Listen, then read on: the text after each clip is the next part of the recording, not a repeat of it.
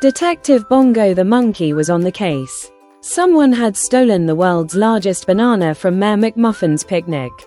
Bongo followed a trail of glittery footprints to a cave, where he found Gary the Gigantic Snail, nibbling the banana. Meanwhile, Professor Popsicle was testing his new, super spicy pepper powder. He sneezed, KA-BLAM. Another sneeze sent Gary flying into a tree, where he got stuck like a glittery snail-piñata. Bongo had an idea. He fed Gary the rest of the banana, making him slippery, then sneezed again. The snail crashed into the mayor's picnic, splattering cake everywhere.